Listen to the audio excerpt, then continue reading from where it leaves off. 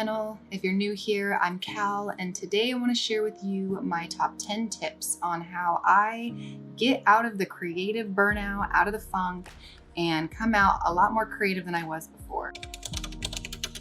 I've had my fair share of burnouts, and that's forced me to develop a formula that gets me out of the funk quicker and effectively figure out what I was doing that obviously wasn't working, and that caused my brain and my body to just be like, nope, I'm done. The sooner you recognize these signs, the quicker you can start to combat your creative burnout and be on your merry creative ways.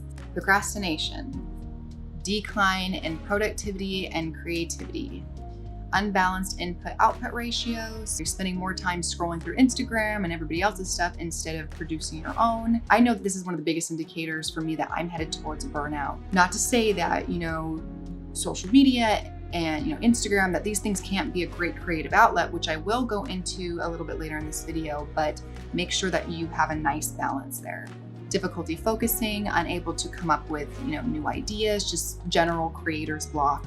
Feeling uninspired, unmotivated, maybe even anxious, depressed, and obviously any physical symptoms. You're having headaches or anything that is just begging for your attention. The sooner that you can identify even just the first symptom, the quicker that you can start applying these tips and maybe even avoiding that full burnout altogether. Without further ado, my 10 tips to combating creative burnout.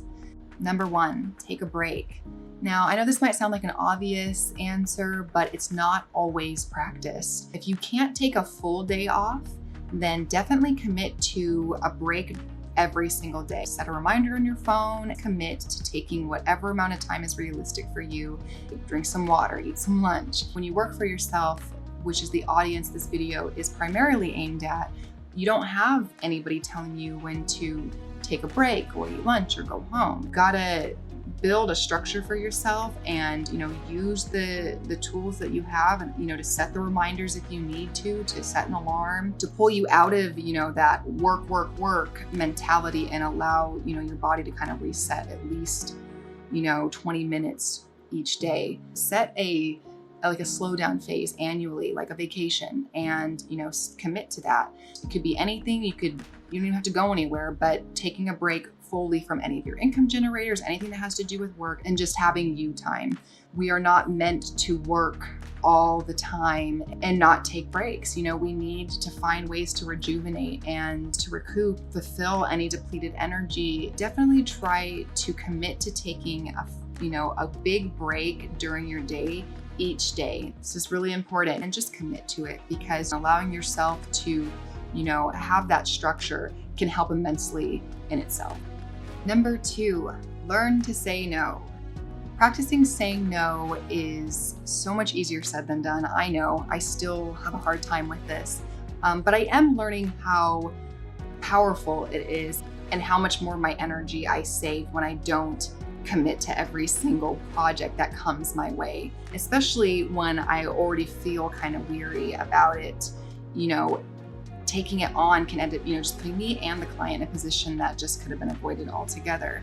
Now, I'm not saying, not to jump into a project that might seem, that you're not too familiar with, because it's good to challenge yourself. But if you notice there's a particular type of client or, projects that just completely deplete your energy and creativity, try to avoid them if you can. It's okay to say no to some things. Now, yes, you're going to take on projects and do things that don't always interest you or make you happy. I'm not saying that everything has to be perfect and within, your full interest. But definitely, if you've worked with clients, if you freelance, then I'm sure you know what I'm talking about when there are just those particular situations that just drain you entirely. Learn to identify those things and do your best to avoid them. Just because it's a project or because it's a opportunity to make money does not necessarily mean that it's for you. So practice saying no.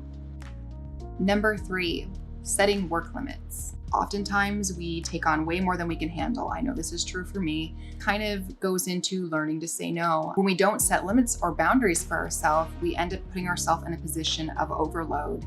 Entrepreneur mindset is both beautiful and brutal. It definitely requires you to Learn what is within your means. It's better to take on too little and add more than to take on too much and not get anything done, in my opinion. Figuring out what your limits are, not taking on too much will definitely prevent you from crash and burning. Number 4, setting smaller goals. This goes hand in hand with setting work limits, but I think it deserves its own tip solely because I feel that we are conditioned to constantly fear the clock, racing against time with this misconception that we don't work as hard as we can, as fast as we can, that we will never reach the end goal, that, just constantly forgetting that the process and, the journey is almost more important, I think. A way I like to reevaluate my goals, shift up my process if I need to, is, just subdividing my big goals down and tackling, these tasks on a smaller scale. I noticed that I work a lot more efficiently that way. It obviously can prevent burnout, missing out on the journey because you're just so focused on the end goal, I feel is definitely not anywhere near as fulfilling. So if you can, set smaller goals. Number 5, self-care. This should have been number 1. It's the best suggestion I could possibly give you. Tuning into our internal environments, I feel, is the most important thing that we can do and the quickest remedy to just recouping. If you're burnt out, you've probably abandoned a lot of crucial self-care habits, which will inevitably beg for attention. Oftentimes, through burnout, depression, sickness. And it's the little things that can make the biggest differences, such as going to bed an hour earlier, or doing a little bit of yoga, or whatever form of exercise that you do. Meditation, hydration alone, making sure that you're hydrated and that, you're eating a well-balanced, well-rounded diet. All of these things are so important, sleep and nutrition, mental detox as well, finding some way to kind of offload your thoughts, whether that be journaling or meditation or both, playing an instrument, going for a jog, spending some time with your family or your pets, whatever it is that makes you feel whole and balanced and connected. Taking that time to reconnect and ground yourself through whatever it is that allows you to feel calm and balanced, at peace and present, is, I think, the best medicine, the best remedy. So self-care, a little TLC goes a long way. Very easy to fall into dangerous habits. Take care of yourself. Number 6, assistance. Now, this might not be applicable to everybody, but offloading some of your tasks onto a friend or a personal assistant or a family member that could just take some of the weight off of you, especially, if you are a multi-hat person, you're doing everything at once. Sure way to burn out quite quickly. If there's something in your life that can assist you, definitely take advantage of it if you can. Obviously, when you're first starting out, this may not be in your financial means, and it's extremely important to compensate whomever is helping. If it's not realistic for you right now, then my next tip should help with that. Number 7, assigning. So assigning certain tasks to certain days, film or, draw or write or whatever it is that you do all the first steps of your process on, Monday, Tuesday, Wednesday, or whatever days. On the other day, do your final drafts or your editing or marketing or whatever, and just splitting up your tasks onto different days. Batching content, these two things work together as such a great team. It's extremely organized, and being in an organized mindset creates a great environment for clarity and to just kind of keep you stable and prevents you from burning out. Figure out what works for you, make a schedule and batch your content as much as possible and stay as organized as you can. Number 8, curate. Yes, I did that on purpose. And curating your social media platforms is the best tool we've been given with technology and social media. If you don't like something, unfollow it.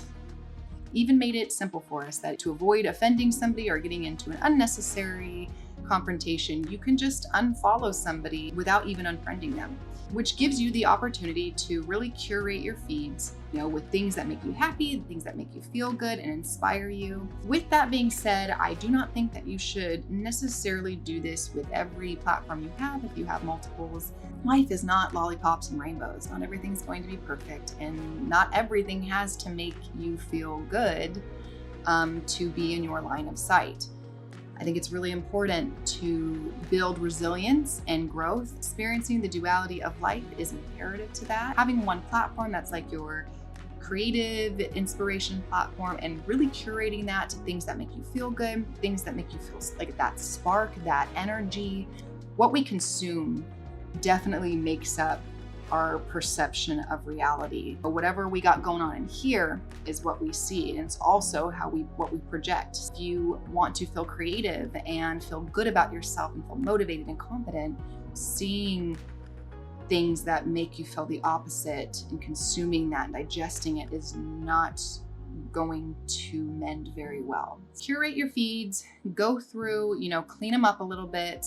Maybe pick one like Pinterest or Instagram you have. If you notice there are things that just don't make you feel good, or you're constantly comparing, either stay off the platform, which is much easier said than done, or unfollow it. Utilize this tool we have and make these platforms really awesome, creative inspiration outlets that you can go to, that you don't spend a lot of time on. Each time you go on should be just enough time to make you feel some spark, maybe to support your friends or people that inspire you, and then get on to your project. This goes back to the unbalanced input-output ratio. If you're spending more time on your platforms, your inspiration outlets, than you are actually producing anything, you're not being inspired anymore.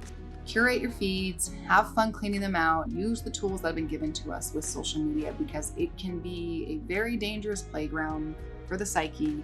So curate, curate, curate. Number 9, avoiding comparison. We are very good at comparing ourselves.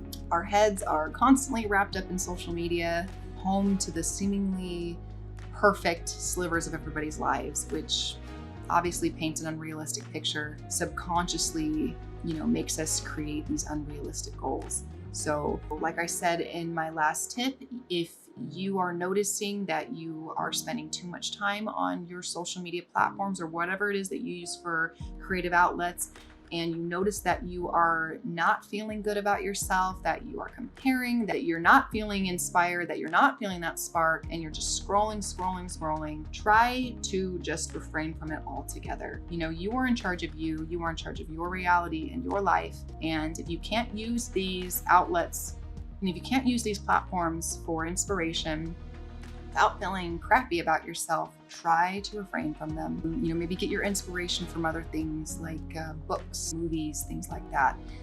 Social media can be a really dangerous place. Going back into self-care.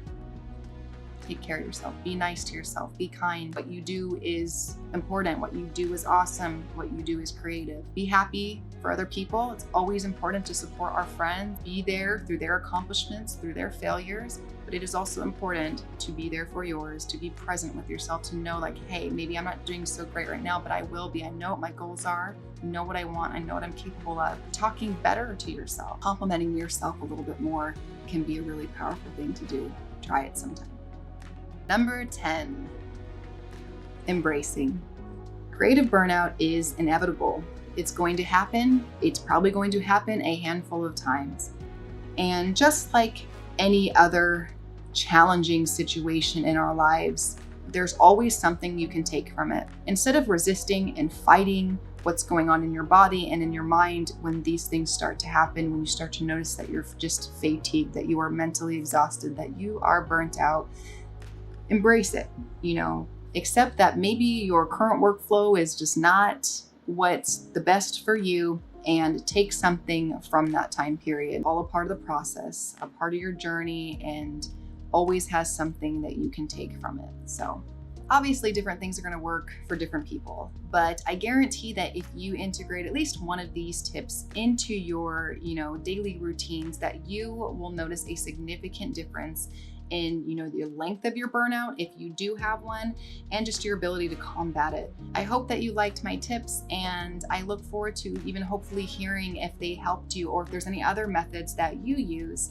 I'm always looking for, more effective and happier ways to enjoy the human experience. If you liked my video, please let me know in the comments below, and don't forget to leave a like and subscribe so you don't miss any of my upcoming videos. Until the next time, my friends, good luck.